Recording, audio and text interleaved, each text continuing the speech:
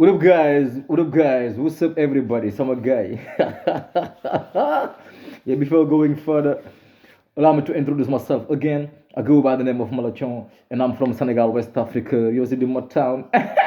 You call my Pap J, Ibrahim Daw, Mustafa Mane. Dagoud from Belgium, Abakar Diallo from Russia, his elder Ismail Diallo. You call my Amadou Dab Diagne, sama chéri Koumba Mane, Nyame Salon. You call my Mamadou Fall Nante Kaolak, Omar Fall Niaw Sikim. You call my guy, Bege Malachon TV. You call my guy, Bugo Sonko. Nam seen bëgg sonko ba cay dee bëgg sonko gumba tëxlu soo bëggee da ngay gumba tëxlu loolu ba maa la ko woyoon gumba tëxlu soo bëggee da ngay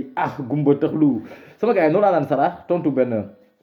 un ancien frère c'est toujours un frère mais xam naa ne gars yi dañu ko def comme ni ñu def jihadiste yi tu vois def formaté cerveau bi bon muy bëgg a bàyyi tu vois vraiment man bëgg a bàyyi sànq laa séance sa vidéo mais vraiment bëgg a bàyyi tu m'as déçu quoi vraiment bëgg a bàyyi am naa benn déception bu ngand quoi bëgg a bàyyi parce que vraiment man pour man boo nekkee ci dara kenn terewul parce que moo ni ko waxee na nga Sonko du diina du tarixa man maa ngi di man affilié wu ma Pastef nekkuma Pastef man li may def dama koy def parce que Sonko moo ñu jaay benn idée tu vois on n'a pas besoin de le voir pour le défendre on n'a jamais vu le prophète mais il nous a proposé une religion bu kii boo xam ne moo tax yonent bi tey jaral nit ñi dee jaral nit ñi di mayee kër parce que tey ñun mosu ñoo gis yonent bi bu muy nekk époque bi newuñu fi mais dañu jaay lu projet boo xam ne tey ji ñun gis nañ ci suñu bopp mu jaral ñu lu nekk la même chose tey ji moo amaat Sonko tey ji on n'a pas besoin de le voir wala ay lu ñëw si ginnaaw non non même fekkee ay nax moo ko lal wala dara nax bi moom dëgg la ñu ko jaayee tu vois man nax bi ñu nax ñi bu dee li mooy nax man bëgg naa parce que tey jii ko xam ne da lay nax nga xippil say bët lii ak lii war nga ma demal sa bopp kon man nax jooju neex na ma tu vois mais man ce que je déplore bëgg a bàyyi mooy maanaam tey jii nga nekkoon ci dara isnfil génn ci rek bëgg salteel quoi mënumaa dem waaye keneen du dem yow d'accord tu es libre yow mën nga dugg ci Sonko dem ba si ak nga ni Sonko convaincre la waa Pastef nii ak nii mais bul salteel quoi pour man mën ngeen bàyyi nga bàyyi toog ne man maa doon joobaat tey jii waa Pastef nekkoon ci Sonko pour des raisons personnelles gisatuma lu ma doy je me retire mais tax nga bàyyi ba pare nag man di yàq quoi man bëgg bàyyi man loolu moo may xaw a dérange quoi yàq boobu noonu di naan ay Sonko tey jii wax ay wax yu ñaax ne bëgguma si jaaraat quoi parce que vraiment tey jii VAR dafa am solo quoi ak internet bi ak réseaux sociaux yi nit ki looy wax rek war nga ko mën a poser le pour le compte quoi man tey jii je me verrai mal suba ëllëg ma yàq deru Sonko su ma demoon tey jii ba àndatuma lu ma wax sax waa Pastef parce que man waa Pastef intéressé wuñu ma quoi man li ma intéressé mooy Sonko ak maanaam tey jii projet bi mu ñu jaay quoi comme ni kay Issa Diène di waxee c'est un projet Sonko projet la ñuy jaay quoi projet boobu moo tax gars yi di rey seen bopp projet boobu tey jii maanaam tout citoyen sénégalais boo bëgg lu baax dañ ci gis sa bopp mais du ay question Sonko lii ak lii ñi ñoo ne si ginnaaw ñun lépp intéressé wuñu mooy fu mu jëmee Sénégal moo ñu boole mais li may déplorer mooy maanaam yow bëgg a bàyyi ni ko defee c'est très vilain quoi génn di wax di yàq pour yàq xolu nit ñi naan ñi taxoon ma bëgg a génn leen affaire yooyu noonu quoi non c'est pas nice c'est pas professionnel tu vois xoolal yow tey ji aura bi nga am quoi aura bi nga am muy yow ay man ñu bëri tey ji ils étaient méconnus au Sénégal bu ñu demee ba nit ñi xam leen wala ñu wax ñu leen di jox bopp tey ji mais Sonko tax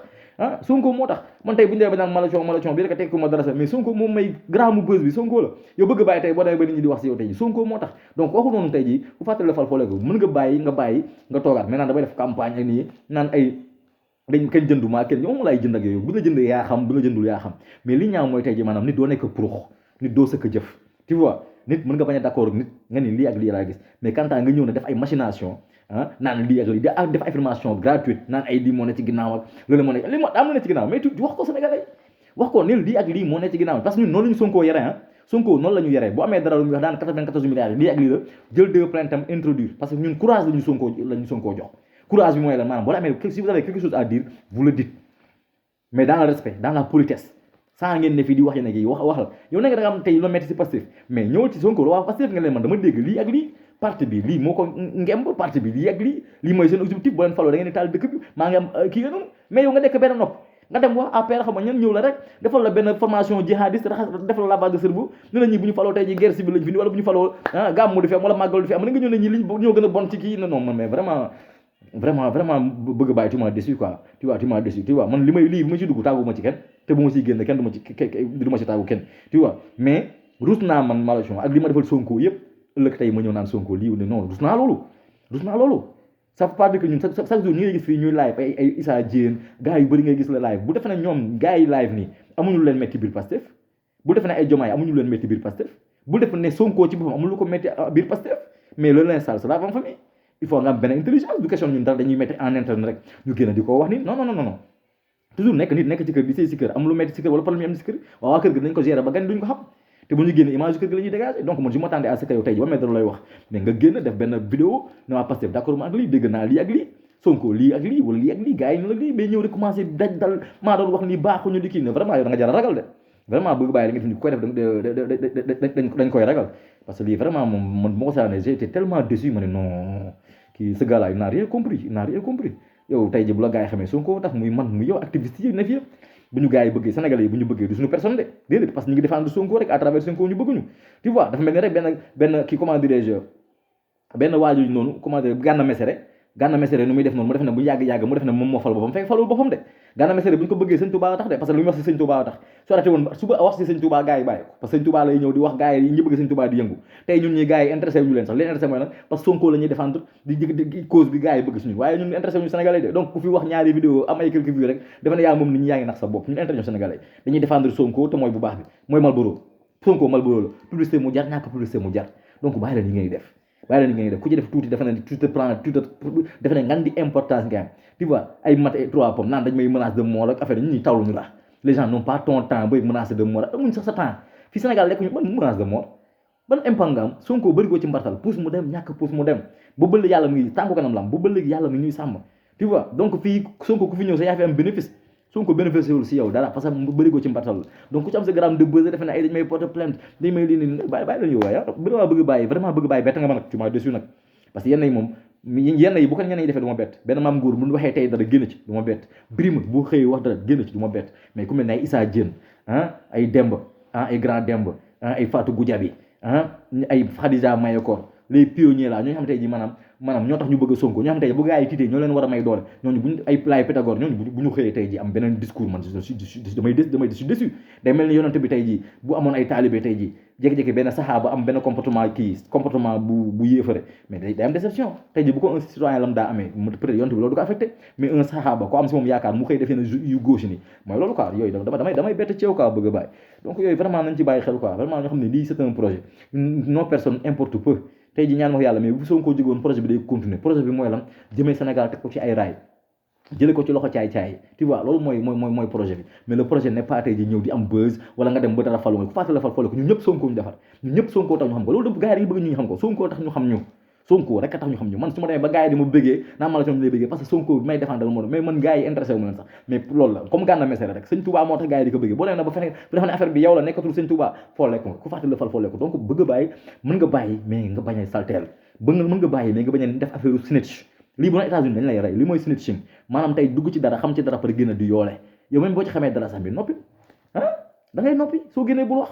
mais nekk ci dara nekkatu ci commencé yoole may tu leen li ak li des informations gratuites loo xam ne ay supposition rek nga def foo ko déggee ku la ko wax ki la ko wax benn intérêt la ci am lu tax nga dégg ko gëm ko yow gëmoo waa Pastef il faut peser le pour et le contre maintenant lu leer laa ci am li nii yow mën nga am lu loo xam ne tey état bi amuñu ko may wax ngay def affirmation yi dof naan état bi li may wax nii état bi xam nañ ko nañu yokk armement bi nañu war a yow mën nga xam lu état bi amul donc yow soo fekkee xam nga lu état bi xamul koy état bi mooy état bi sàggan na te état bi bu xamee li nga xam te résoudre ko kay mooy état bi mënu si dara yow lu état bi mënu la mu ngi si dara donc tu as été trop con quoi gis noonu laay transité demaat ñëw ci comment dirais-je gars yi parce que damay interpellé ñuy wax ci affaire Sonko naan gars yi génn Sonko tu vois parce que gars yi génn Sonko parce que Sonko génnul booy yi Sénégalais yi xam nga lan Sonko gars yi toppuñu ko saa yi xam nga bëgg xam ko mooy maanaam dafa am trois cas yoo xam ne fu ma leeral ko muy tey ji kaawu Karim Wade kaawu Khalifa Sall ak kaawu Sonko trois yooyu ñoo tax ñoo ñëpp jàpp nañ leen même Idriss Seck jàpp nañ ko waa Thiès a ko waroon génn parce que waa Thiès a defal mooy dama ne nit ki dane paa bi dane soo bëggee dugub da ngay ji dugub mais soo bëggee nit da ngay ji sa bopp Sonko daa ji boppam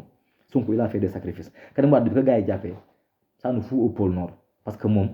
amul dara lu mu defal li ñaan defal loolu dara Sénégal sax parce que ñoom Sénégal moo leen jox pour ñu defal mais amul benn sacrifice bu mu def wane ne moom daa bëgg Sénégal papam moo falu mu ñëw comme ni amul sala de seen papa falu ñëw di blow moom ñëw na moom blowul sax mais dafa ñëw jël poste yi di jaay nit ñi doole tu vois def ay affaire am ay problème personnel moom Macky Sall na ko réglé Sénégalais yi duñu touché wu leen nii de près ni de loin naka réglé wala waa PDS réglé ko Khalifa Sall moom yof d'accord mais affaire maire la ñu jël na ko yow lii sàcc la mu naan ay pratique ancienne la daal nañ ko def ñëw dañ naan sàcc man su ma ñëw damay sàcc bien vrai que sax mooy loolu mais problème politique ñu jàpp ko dóor ko moom ba léegi moom bu jógee waa Garaaf lañ jóg kii nag lu mu def pour Sénégal la projet bi ça va au-delà du Sénégal ça va au-delà de l'Afrique parce que patriote la panafricaniste la gëm boppam ba pare nag yor ay affaire am dafa sacrifié dañ ko noonu la ma waxoon paase sama vidéo bi paase dañ ko jox lépp mu sacrifié loolu pour ñëw ak peuple bi tu vois donc peuple bi du ingrat loolu tax peuple bi génn loolu tax peuple bi génn parce que dafa ji ngor peuple bi su ko peuple bi répondre lu woon rek ma xam ne peuple bi duñu ko daa ji boppam Sonko loolu lay def kaay loolu la ñu ne amuñu benn sénégalais amuñu si ñoom benn sensibilité parce que amuñu liggéeyuñu ko Sonko nag dafa job dafa ay preuve sénégalais ne kii duñu gën a gore loolu moo waral tey jii affaire yi def nii mais bu leen fi nekk naan nii ngeen doon nii parce que mbëri la mbëri yi amul combat la wala Sénégal gars yi dañoo kii wax nii non non non Sonko moo ji affaire bi moo ji boppam yàgg lañ fi jàpp ay nit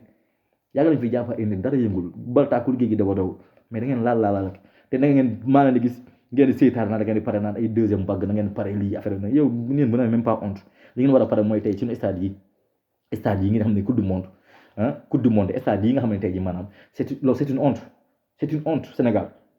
li mooy guerre bi man bi ma juddoo ba léegi avant may judd ku feebar Tëngéej bi na la Youssou Mbargane am nga problème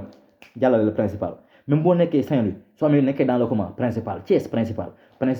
CTO principal CTO université Gaston Berger Cheikh Anta Diop ak benn des universités yoo xam ne ay problème université de Bambey yoo xam ne Abdoulaye Wade moo ko fi defoon mais dañu am sax problème mu lekk ñu fay leen seen i bourse loolu mooy guerre bi def leen ay stade de renommée ay hôpitaux de renommée yooyu mooy guerre bi si yooyu leen xalaat ngeen naan ay non dañuy préparer am di recruter ay policiers pour lan pour une seule personne moi c'est la question que je me pose pour une seule personne nga ñëw créer sa affaire yooyu quoi naan ay école nga jéem a xolloon ne man kat lii c'est une honte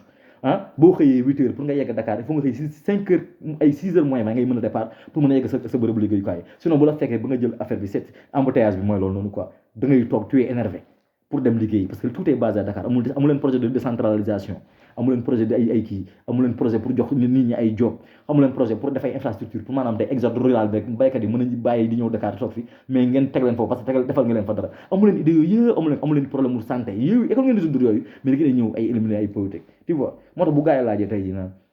bi Trump waxee ne ça c'est un pays de merde c'est pas un pays de merde quoi mais c'est un pays boo xam ne politiquement c'est de la merde mais les gens qui vivent au Sénégal c'est des personnes très géniales Sénégal dafa dama neex ay nit a fi ne ay jàmbaar ay booy am métier di liggéey c'est un pays d'exemple tu vois donc man Sénégal dëkk bu ma neex la dëkk boo xam ne nit ñi dañu am jom mais malheureusement politiquement c'est de la merde parce que est-ce que di nga gis benn Joe Biden génn wala Trump génn gars yi naan kaan wala jabaru Trump génn ñaan kaan dimbali ñu Trump boo jàppoon waa Houston de boo leen jàppale woon affaire la est-ce que jabaru Macron dina génn ñu naan kaan waa jabaru Macron waa dimbali ñu jabaru Macron ni def Madame Faye Sall mais c'est de la merde ça c'est de la merde politiquement c'est de la merde est-ce que tey jii Macron mën na xëy rek gis benn adversaire politique ne da koy créer taxal ko tëj ko mais c'est de la merde politiquement c'est de la merde est-ce que mën nañu jàpp Bougazelli ak ay flagrant délit jàpp ko ñu président bi def ay affaire am manipuler justice bi ñu bàyyi Bougazelli nii mu génn ak ay preuve mais c'est de la merde c'est de la merde un gars boo xam ne tey jii travail on le connaît ni Dadam et Dev peut-être député la Farba Ngom yor ay 250 millions liquide doom ji ne peut-être papa ji day indi ay saako yu gën a bëri chaque jour mu déverser ay saak te CBAO di déverser loolu noonu bu ñu waxee ngeen ne kenn di wax loolu mais loolu politiquement c'est de la merde c'est de la merde y a beaucoup de merde politiquement mais li Trump wax dëgg la loolu ça n'existe qu'en Afrique ça n'existe qu'en Afrique démb baa doola fa lañ la ko yor ay milliards kenn du laaj foo ko jëlee wala bu na laaj ngeen Abdoulaye Wade moo ma ko may mais ça c'est de la merde donc ñun c'est pas demain le développement parce que pareeguñ sax pour développer parce que ni ñuy def nii c'est une affaire village la quoi c'est un village la quoi village la ñuy dund nii village boo nekkee jabaru président ñu wër la di la yaakaar ma doo dimbale nit ñi wala sa yaay doo ko jàppale waa Kër Massar de war nga wax si ñoom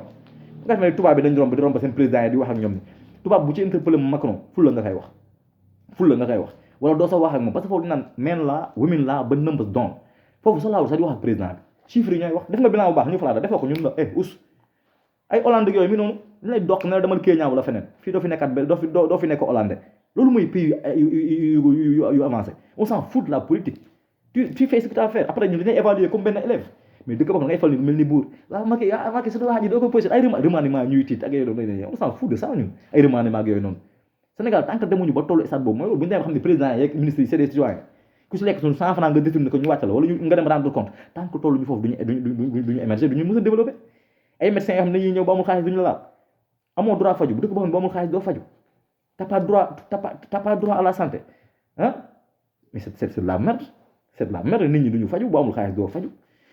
palu day rey palu butéelu perfusion 10 000 mënoo ko am tu vois nit ñi lekkatuñu ba suur boo jàngee pare amoo espoir da ngay mbëkki ay université yoo xam ne ay gàcce gi ñam ci football bi nii stade bi nga xam ne mënu recevoir stade yu bon yi nii ak milliards yi ñuy lekk yëpp tu vois kii Senghor ak Matar Ba yi war a démissionner mais duñu démissionner parce que seulement kii Senghor sax moom du mës a démissionner moom vraiment moo raw Yaya Jammeh ci fédération bi parce que dañuy mystique dem mën nañ jël 100 millions ci mystique te mënuñ jël 100 millions pour réfectionner stade bi mais lii c'est une honte ak joueurs yi ñu am yëpp ay Kalidou Koulibaly ay Sadio Mané loolu la même chose moo daloon Cameroun Cameroun bu ma gisee seen stade bi ak étau yi ñuy def ak yooyu noonu mais stade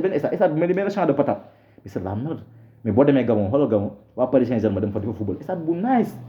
nga dem si dëkku naar yi stade yu nice mel na ñooñu gën mais gënuñu ils sont plus réalistes donc fii politiquement c'est de la merde da ngay gis ko xam ne day dimbali nit amee bor da ngay gis benn bugaan bu génn di maye xaalis naan ni employé mi ils sont pas bien payés kuy dimbali nit yow da nga soxla ndimbal mais yooyu fi am Sénégal politiquement c'est de la merde yu ne ngay gis da ngay am problème mu hôpitaux am étudiants yi mooy problème mu yeneen université communicateur traditionnel yi hey mbay nga jël la may leen 2 milliards rap culture urbaine 2 milliards ay 2 milliards yoo xam ne yooyu ça peut attendre mais la santé ça peut pas attendre sunu nawe la fi ñuy recevoir des stades olympiques ak des grands jours nii coupe d'Afrique bi ñu fi organisé woon 92 dafa naa ñaari stade la stade amitié ak benn gi ça c'est de la honte si dëkk bu toll ni Sénégal hôpital principal boobu ba léegi fii boo jëloon 100% ñu fi dee yëpp 99% yëpp principal la ñu deewee 2% yi ñooy deewee seen nekk ça c'est politiquement c'est de la merde eau potable Kaolack ku fa juddoo sëy bañ tax ba xanaa ñooñu duñu nit plan d'assainissement seen eau boobu pour ñoom eau potable mënul ne Touba nee na ndox mi neexul mënuñ def assainissement te ay 3 millions de fidèles ñoo fay ne di gàmm mënuñ ko defar mais politiquement c'est de la merde alors que ñu ngi jël yéen def ay futilités yoo xam ne amul benn njariñ soo ko waxee ñu ne fii di attardé wu ci ay Sonko ay Mame Mbaye Niang kon nga jéem a xalaat yooyu noonu tink bii nga xool agriculture bi gerte gi nu mu bañ a yaaxoo sama copain Alpha Diallo chaque jour mu wax ci mais ay détails ngeen ne ay futilités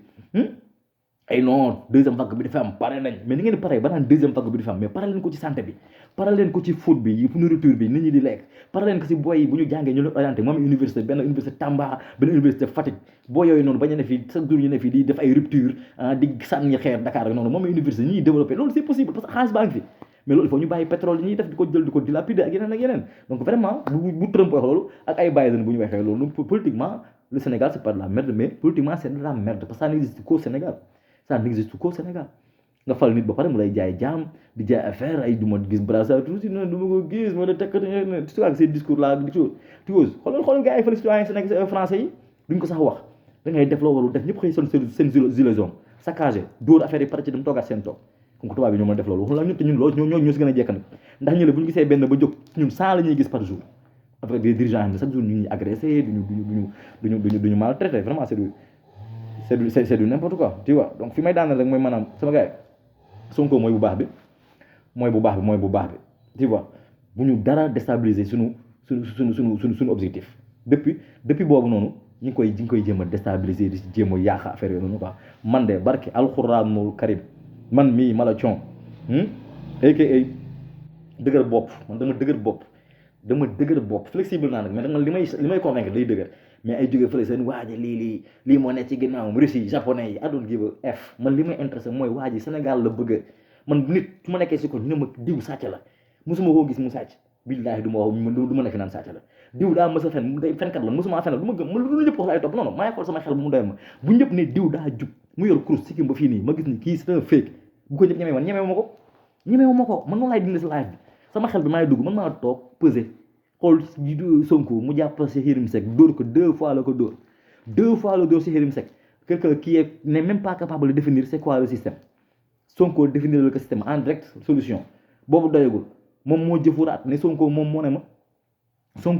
ma mu ne bi mooy bi gars yi jëlee 2 milliards ñu fekkoon fële mooy naar yooyu sàccoon suñu 2 milliards mu jul fenn xam nga ñu fekkoon 2 milliards liggéey dañu jàppee secrétaire bi mu toog moom si Yérim Seck mu ne foofu day wax na fa ngor mu ne non Sonko la mu waxoon dëgg la mu ne Sonko na nekkoon xaalisu impôt yi ñuy jël nii yëpp mën a defar Sénégal moom mu ne gëmu ko mais bu ñu demee def descente ci naar yi ba fekk fa 2 milliards dana Sonko la mu waxoon dëgg la comme moom Sonko da ko dóor 2-0 dóor na ko foofu mu reconnaître ko mu ñëw taxaw nag c'est un grand journaliste il n'est même pas capable de définir c'est quoi un système tu vois noonu la def jox Abla kii Macky Sall mais titre livre boobu laa ba ngeen gis ko titre boobu xoola baaxul dafa naa ci benn kii naa ko ci defaat titre boobu c'est le titre le plus nul des bouquins du Sénégal man xam ko dégg tubaab nuy bindee loolu noonu quoi sama gars yi doo leen ko sama kanam gu ñaaw génn Sonko for life lu ma ci góobee gar ko tu vois bëgg a bàyyi nag yow toi tu m'as déçu vraiment you disappoint me parce que vraiment je te croyais au-delà quoi mais vraiment ñu naan yàgg bawul dara te li chinois yi wax il ne faut jamais dire d'un homme qu'il est révolutionnaire tant qu'il n'est pas mort ndax nit tant que deewul mën naa war mën naa soppeeku ma la ci yàlla ma sotti ci loolu gàcce goo xam ne day topp samay sët yàlla ma yàlla moo il faut que si réew am ay mucc lu ma mbaa ay mucc Sankara tu vois da ngay dee mais da ngay dee nga physiquement nekkatoo fi mais toujours yaa ngi fi nekk sa ndax say bien fait mais am na xam ne vraiment yëfu pour la Sonko for life tu vois tant bu ñu gën a gore tant que bàyyi bu ñu bàyyi barke Rasulullah il a tout perdu pour ñun nañ leen di nga ko topp dégg